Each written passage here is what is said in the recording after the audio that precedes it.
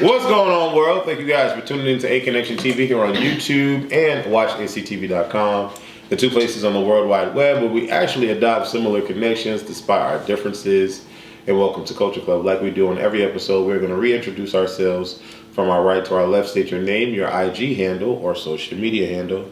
And what is your opening statement for today? Okay, once again, I am the man with the plan, Enrique Fan, aka Papa Smurf. And my Instagram is EnriqueFan_72, or you can follow me on Twitter at EnriqueFan72. My opening statement is, in all things in life, be happy because you only live once. Ooh. YOLO. Hi, my name is Adrienne Cannon. You can follow me on ADRIEN_CANNON on Instagram. Ooh, that was a good word. Hey, you know what? Piggybacking off of you. Yes, you only have one life to live, but you know, sometimes you have to learn how to forgive. Some people hold on to so much bitterness, anger, frustration, confusion with their very close family members or friends or whatever, and you know, just let it go. Forgive. Don't eat those, they're expired. Oh, wow. I wasn't gonna eat it anyway. I don't do chocolate in my mouth. Okay. But you do it in the room somewhere else. All right. Well, I am Wesley. My IG handle is Wes the Good Guy, and my opening statement is: if you have plaque on your teeth, don't kiss people. Ooh. I want to hit you in your face, like just come here, like hit me, because I don't feel like reaching over this walking to people. You checking your teeth? You know, when the last time you been to the dentist? My name is Christopher. And Go ahead, Christopher.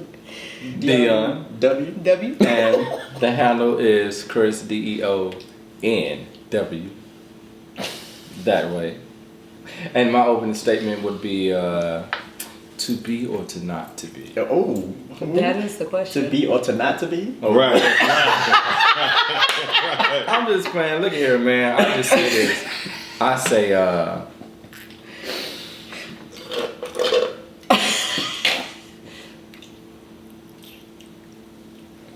So, the first topic, because we're going to be waiting on Chris for all No, day. no, let him say it.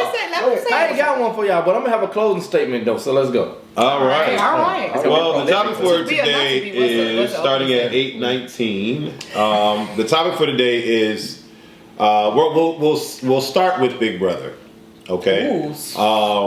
And we can combine the new season of The Circle with Big Brother as well, because the similar things are happening. So Big Brother Cliff Note version is a show that runs on CBS, and we are in the 23rd season.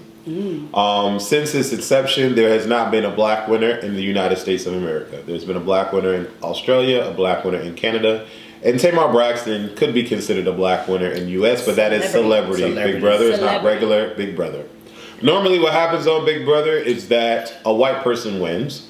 We've had an Asian win very long ago. We've had two Latin Hispanic people win, Josh and Casey. But we've never had, you said two Asians? I think it was two. When I researched this, I think it's two. Oh, Casey is Latino? I didn't know what She ain't black. I didn't know what None of them are black.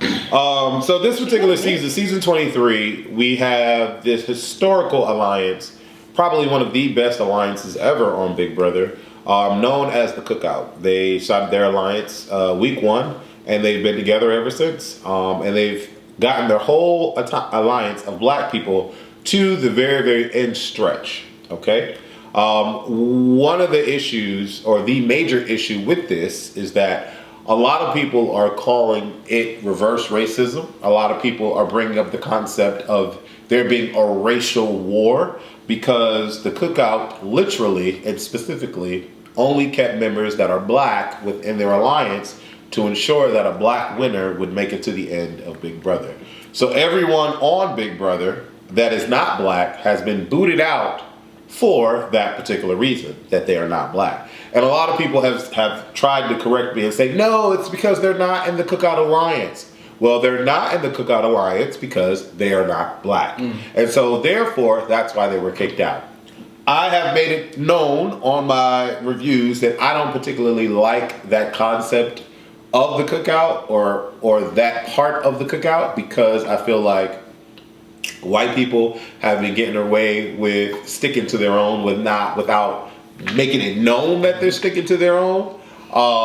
And so for the cookout to go ahead and do the same thing, but just really, really blatantly put it out there that that's what they're doing, I feel like that's kind of cringy. But I get it. They felt that that was the only way that they could ensure that a black winner would be, would win this season. And we are going to get a black winner this season. Do I think it could have happened any other way? I'm not sure. But the conversation is the concept of racial wars. Is it okay for black people to do the same thing that white people do? But yes. Oh, yeah. That's the question. Okay. And you feel what? Anybody can say what anybody can take the floor. You can take the floor. Okay. Yeah, they get to do. I mean, if they do it all the time, that's water. I know what it is now. Wow. Okay. So yeah. There's nothing like having a taste of your own medicine. It just really isn't. And like next year it's going to be hell to pay because of that. So they're probably not going to have as many black people next year on that show. And they've done, in all the different reality shows, black people have always been the minority on their shows. So there's probably what's going to happen to where it's not going to be, they're going to make sure next season that this cannot happen again. But I think there's nothing like having a taste of your own medicine so you can understand how it feels to be kicked off just because you're black, or just because you're a woman, or just because you're not whatever the majority is, instead of being kicked off because you just suck. Your personality is not there. Like, I think that's what these shows should be about, but it's not that all the time. Well, unfortunately, there is probably some untruth to next year being a bomb, because they issued a statement saying that from now on, they're going to do 50%. Really? Mm-hmm. They're going to do 50% to ensure that blacks are on the show so that they can feel included. They literally issued a statement. I read the article where they issued a statement that said that they're going to do that from Thanks now on. for checking me, boo. No, I was checking you, sis. I appreciate it. I like the correction. Ain't nothing wrong with correcting. I like it. But I'm with Adrian. I do think that there's nothing like getting a dose of your own medicine. However, I hate that it has to be under the circumstances of what it is. Like, let my talent, let my artistry, let my what's the word they're using? What are they doing, Big Brother? It's like cunning and wit and all of that. Let that speak for itself. Versus you pushing me, because you literally just gave it to me. So now I don't know if I would have ever been deserving, or if I could ever stand next to my white constituents, my Latino constituents. I don't know if I can stand next to them, because you pushed me into this situation to make me the winner. You didn't let me win on my own recognizance. So that, for me, sucks. Because, go ahead. Well, see, this is what I'm upset about, because they tried to do that for how many years you said Big Brother was on? 23 years. 23 years they've been waiting and doing it the proper way. Oh, let's try to do it on their own merit. It's been like this for years. Of blacks to whites. Yeah, but still, it's been like this for years. I remember seeing the first couple of seasons, and I remember the first person, for the most part, for the first couple, because I ain't watching it now. But anyways, for the most part, they was the first one. And that's in almost any reality TV show that has multicultures in it. It's usually always the first person to go is usually the black person. The dying movies. That's what I was just gonna say. Exactly. The first person dying in the movies is black. The first person that always get anything that has to do with a social game is always the black person, whether it's a man or a female, but it always happens. Mm-hmm. And it's like, oh well, let me let my wit show. They tried that for 20 some years. It's time to take that back. So I'm with them. Come on, Cookout, do what you do. I think it's called, for me, I'm going to call that a human dysfunction. The reason why I say that is because I believe that every human has that within them to deal with people of like mind. Because we've gotten down to 6 black people, and then what happened when we get to 6 black people? There's 3 women on one side, there's 3 men on one side. Of course, the men are going to work with each other, and the women are going to work with each other. I think it's a human thing, and I think, when white people are the majority, they don't really have to be concerned about whether or not they're going to be kicked out or whatever the case may be. So it's just natural for them to just walk around like, oh, okay, we're here. But I feel that it happens with everyone. A lot of individuals wanted Culture Club to just be all gay black men. When I tried to bring a white man in it, they're like, why is this white person in there? When I tried to bring lesbians in, why is the gay lesbian in there? When I asked straight people, why are the straight people in there? I like to be around many people in terms of in being inclusive. Adopting similar connections despite our differences has always been the foundation of this network. So you will always see a plethora of people that I'm around, whether it's white, whoever. That's just me as a person. And that's why I felt so strongly about the way that the cookout was dealing with it, because I'm like, we can never complain ever in life about how anybody decides to handle their game, because look at what we did. We kicked out great people. This season has some good people, like Derek X, who I'm pretty sure is going to win America's Favorite Person, America's Favorite House Guest, was a tremendous man. It was just that he was Asian. And so he can't be a part of the alliance because he's not black, and we're going to kick him out. And that just sucks. We have The Circle on Netflix. Let's talk about it. Where the same thing is happening. People of like mind are banding together. No, people that are white. Let me finish. Let's say that. Let me finish. Call a thing a thing. This is my interpretation of it. People of like mind are banding together because you have Nick, Isabella, and Ashley on one side, and you have Kai and Black James is the black man. There's a white chick about in that group called Jackie. She's not there now. Jackie is not white. But what is she? She's not black. But she's not white.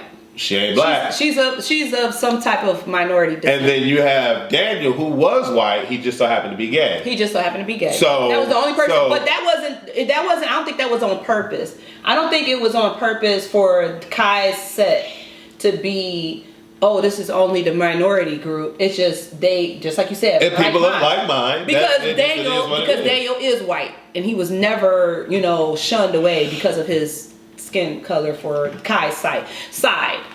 Right, but in that particular instance, you can just say the minority, because that he's gay, so he's considered a minority. But so is Ashley. Well, okay, so first of all, for y'all that don't know, Ashley is a catfish. Ashley is supposed to be represented as a lesbian woman, but the person that's actually playing her is a white gay male. I don't think he's white. I think he's like something. Basically, I need to go watch this show. Well, yeah. Yeah, you do. You gotta watch Circle. Circle is great. Catch up on Netflix. Anyways, so it doesn't matter. Ashley is represented as a white person, right. And I believe that he's white or some type of white. I don't think The Circle is as bad as Big Brother, but I say this to bring this all up.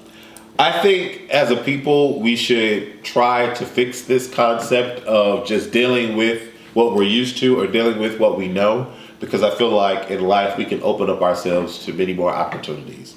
Segue into Haiti and what's going on there. Can you take that up?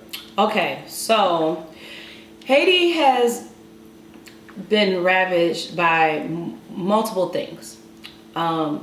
Politically, they had lost their leader through assassination recently, within a few months ago in the summertime.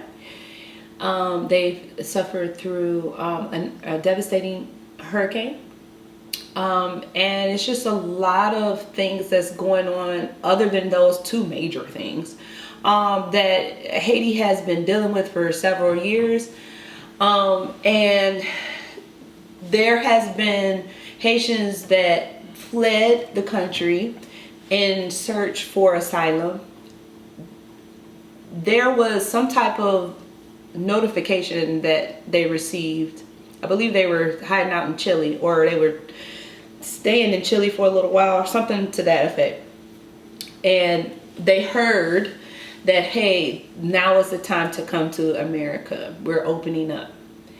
Some type of way they heard that message. So that's why all of a sudden, a week or two ago, it was a lot of Haitians coming in droves, coming across the border in Texas. In Texas, the Border Patrol were on horses and used whips on the Haitians that were trying to seek asylum. And this vision, to me, made me feel like, what is this, 1821 or 2021? What is going on? Whips for people that were seeking asylum? I think this is unfortunate for it to happen, especially in this day and time, but I also feel like there should be more outrage, more like we have seen it in George Floyd after he died. There was just the whole world decided to, go out and march, and they had something to say about it. Go ahead, I'm sorry. The reason why the whole United States of America, including globally, had an issue with it was because we were dealing with people that was in our backyard. I think a lot of times what happens, going back to like mine, because it's over the water, over there, It ain't got nothing to do with ain't got nothing to do with us. And so that's why we don't have an outpour, people in the streets and all of that carrying on. And I mean, I get it, but I'm kind of like on the fence with that, because I'm like, should we be worried about stuff that's over the water? Should we be concerned about it? We have enough battles over here on our land, and that's a question. Should we be concerned about things in Haiti? How do you feel? Oh yeah, like you said, we have a lot of stuff going on here, but we should be concerned because they one of us. Okay. You gonna elaborate? Don't make me Oh, you get good? off. You a man of elaborate. You're a He's a man of few words. That's what he But said. it was poignant. It was poignant though. He said they're one of us. They're one of us. They are one of us, and this is what's so upsetting about it for me, is because let's add some more salt to this wound. Mm-hmm. Okay, did y'all pay attention that in Afghanistan we are drawing down from the war? Okay, and Taliban knew our date from drawing down the war, and then they decided, we What about is to. drawing down? You mean withdrawing? We were withdrawing Okay. from the war, and they knew our date because it was announced. It was public news. Taliban started revving up before that date came, and they started taking over, and basically Afghanistan is under Taliban rule right now. So America had to withdraw way quicker than what they were trying to do, and they ended up leaving equipment. They took several thousands of Afghans with them. They just piled them up in a plane with no real good security, but in terms of like, it's not like they were sitting seats. They were piled in together. Okay. And we decided to take them out, and we're okay with that, with Afghanistan people, but we're not okay with Haitians who were dealing with some of the same, political unrest and more than that, natural disasters, and we gonna whip them with whips because they trying to seek asylum, the same thing that you are supporting with Afghanistan, and you're gonna deport them back to Haiti, back to that mess they were trying to run from. That is against, I feel, international law. International law says when you feel that you are not safe in your country, that you can seek asylum to another person's country. And for us to turn them away without giving the interviews, without treating them like human beings, first and foremost, not treating them like human beings. That to me, I feel like it's not exactly. I know what it's from, what it's for. I know what it's about. But why aren't we, as Black people, why aren't we, standing up for these other Black people? Do you know that Haiti was the first was the first independent country that black people had took over. I mean, they literally kicked them French people out and said, no, we're going to take over our own, we're going to take over. They was the first independent black nation in the Western Hemisphere. I mean, I don't know. I feel like Haiti has also helped out America in lots of different ways. And, I'm not going to go through the whole list, but we shouldn't be treating anyone like that. I don't care if it was Afghan. I'm not saying that Afghan people should stay in Afghanistan. All I'm saying is when it comes, give the same energy to other people, because that's not right. It's not right on any way, form, or fashion. It's not right for them to be treated like animals. Period. I don't care. All right, Enrique. What was the question?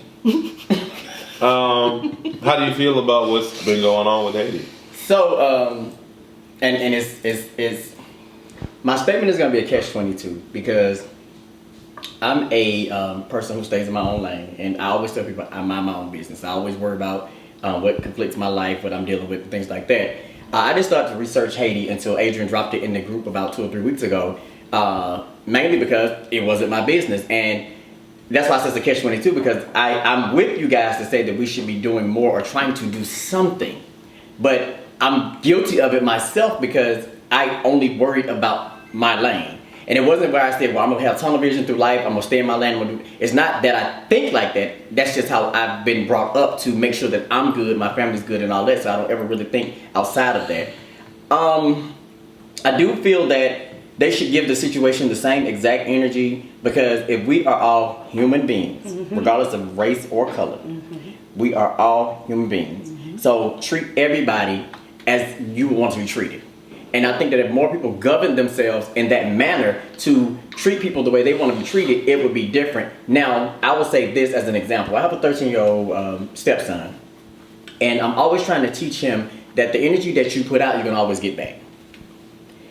And when I'm saying that, I'm saying people don't think about the things that they do, the things that they say, or the allotments that they're giving, the prestige that they're giving. It's another word I always say because I'm tongue-tied, because I'm passionate about how people should treat other people. But you have, unless you've been put in a position that you were put in Haiti for a month, and you had to endure the circumstances and the situations what they had to go through, then you're like, okay, I understand why they're fleeing. But because you're this privileged, that's the word I was looking for, privilege. Because you're this privileged individual, and you sit in this big house with this air conditioning, with food, this lavish food that you can get whenever you want it, you can't see past what you know. So I think that people need to start trying to step outside of themselves. You may not ever understand the situation or the circumstances to their totality, but try your best to be as empathetic as you can to say, hey, let me just send this, or let me see if I can do this, and you would have done your part. But y'all people just sitting around saying, well, you should. Yeah. But again, I'm kind of that person, because in my mind, I never think outside of myself to make sure that I'm good, my mother's, all those things. That's where my mind goes. And we all have to deal with so many things in our own lives that when we bring other people's weight on, it's more of this to us. It's wearing us more and more down. So I think that's why people never really try to get put into those situations. Then they start fearing for their lives, because if I say this about Haiti, who's gonna come after me? And Martin Luther King did it. He put himself on the forefront. Yes, what happened to him happened to him. I won't say how, because I almost used the EX word, but what happened to him happened to him. Malcolm X, same thing. They put themselves on the forefront to run for Jesus, so to speak, like to run and tell it, to be that person to take the blow. So somebody has to step outside of themselves and take charge and try to help. But all in all, to say my statement on the end of this is, it's not right to treat any human being like an animal. Well, it's not right to treat animals like animals, because when people, right? Because they're still a soul. They're still a soul. They're still a living thing. So treat people as you want them to treat you. That's it. I'm done. Let me drink my wine, because I'm my throat dry. What do you say, Chris? I would love to hear it from you. I thought I said something. You did, but You did? That was it? That you don't want to say nothing else? I mean, simple as that. Like, I just want people to treat other people. I mean, just treat everybody equal. That's pretty much what it is. I think everybody should be treated I don't equally. think white people should go through that. No one should go through that. Mistreatment. No one should go through mistreatment. Right. But if it was, it's like, I don't know. It's like anytime there's white people going through anything, it's like, oh, we gotta hurry up and, oh, we gotta fix this problem. Like drugs, the Same war thing on happened with the drugs. Asians. True. It's like when there was a war. It was a war on drugs when white people got affected by it. Well, they started. I'm just saying, when white people got affected by it to the point to where they were dying, by the droves, then all of a sudden we got a problem. We have an epidemic. We have an epidemic. Like, you know what I'm saying? It's like ridiculous. Like, it's like the white people tears or whatever is more, I guess powerful or deserve more attention than a black person who's in pain. That's ridiculous. Because we're discarded. We're not looked at as needed, so to speak. Like people really, you have some white supremacists that feel that there's no need for black people outside of being workers, outside of working for them. And unfortunately, we are governed in our government, in the hierarchy, by those type of people. And they're going to always downplay necessities for blacks. That's why we have the poor health care. That's why we have all the situations when it comes to anything dealing with the government. We have the lowest of the totem pole. But what I've learned in my years of living is that if you research, it's a lot of things out there that black people don't know about because they don't tell you about it, that we actually have access to. And y'all, I swear to God, y'all, my mother gets well care, and her well care specialist called and she spoke to me and she told me that she gets a $400 spend down for medical supplies and things like that every 3 months. She gets a free membership to a gym. She gets free eye care. These are things that they don't tell you because, as a white person, your specialist is going to call you and say, hey, you get this, and this. She was like, no, take advantage of everything they got. She's a black woman. She should take advantage of everything because it's not going to roll over and it's your money. Go ahead and she gets a credit card at the beginning of the year for like $3,000 to use on. But they don't tell you this. They don't tell you this because you are black and they feel like if you want to know it, you need to find it out. But if it's a white person, and I'm not trying to sound racist because I'm definitely not. But if it's a white person, they're going to give you the ins and outs, the do's and don'ts, the what haves, the have, all that, because they want you to know everything. And you don't even really need it sometimes, because most white people are financially stable enough to handle themselves throughout their entire life until, death, so to speak, whereas we as blacks struggle with that because we weren't learned or conditioned to put forth that mindset to make sure that those things are taken care of. Now, I don't completely agree with that because there are some white people that has been destitute for a very long time, right? It's about class, right? It's about being the worker class or the working poor or things like that. And it's a lot of white people, unfortunately, that is right there in the trenches with black people. Yeah, and the quiet as it's kept. Quiet as it's kept. As quiet as it's kept, they will always be there or whatever and be okay with being there, I guess, because they still feel like, well, I am still better than the black man. You know what I mean? Because the way the society is set up, this is all an illusion. This is all an illusion. And I'm saying this to say that the rich is doing nothing but getting richer. And really, the true thing is, it's not about white, black, really. The real true thing is rich, the have and the have-nots, the rich and the poor. If we really, because I don't know if you realize this or not. I mean, I'm about to just say it though. Martin Luther King decided to stop talking about the race thing closer to the end of his life, and he started going to the Poor People's Campaign, and then all of a sudden his life was snuffed out because I feel that he was actually embarking upon what is really the issue. And that is the have and the have-nots, not really even the race. It's really have and have-nots. Have you noticed in life, I'm sorry, because this is one of them topics that I talk about. Yeah. Have you noticed in life that whenever a black person speaks with correct grammar and enunciation, they're known to be speaking white. And whenever a white person speaks with ignorance and belligerence, you acting black. Why is that? Because why is it the right? society decided. Why is it that I can't be an educated black man or educated black woman? I have to be acting white or wanting to be white when I'm putting myself in a position to where I look nice and I sound nice and I'm eloquent. And you take it. don't know this is the first one. I know it's the first one. Adrian knows it's the first one, and you're not slurring enough. You're slurring, just not enough. Slush, slush. That's that sloth from the vagina. Oh God. Right.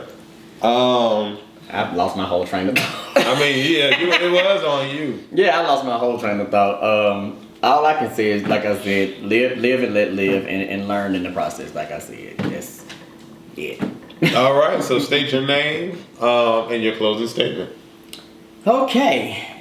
Once again, I am Enrique Fan, aka Papa Smurf, and my closing statement is: if it doesn't affect or effect you, Give something different, because you said that before. I didn't say affect or effect. I've said it on the episode. I never said it as a closing statement, but I'll change it because I'm full of prolific. Come on with it. Yeah. Yes, he got gems, baby. No. Come on with it. Come on with it. What you got? In life, you will always face obstacles. It is up to you to decide whether you want to detour or take it head on. All right. Try me again, nickel. Anyways, I'm Adrienne, and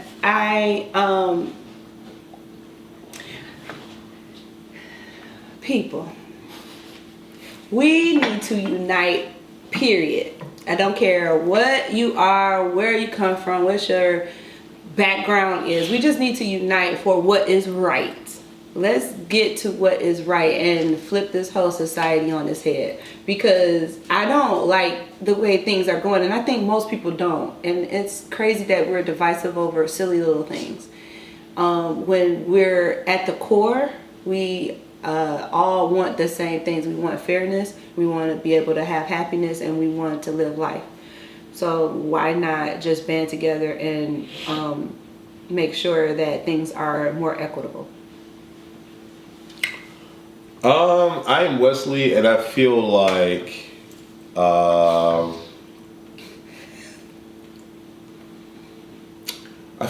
people in general have to give what they want, and have to want what they give, and that's going to be the nicest way I can say it, because usually when I speak about how black people need to evolve, I'm called anti-black. And so I'm not even about to go down that road. Hopefully you are intelligent enough to understand what I am saying. Next. All right, I'm Chris Dion. All I got to say is, when I think of cases like this, amity. That's what I look for. That's what we need to agree on. Amity. Not enmity, but amity. Dig? Spell it. What is he saying? He said amity? What is that? Yeah. That means one accord, relationship, love. That's what we want. That's what this world needs. We don't need hatred. Dig? A friendly relationship. Okay. International amity and goodwill. Oh, you taught me something today. You better go home, friend.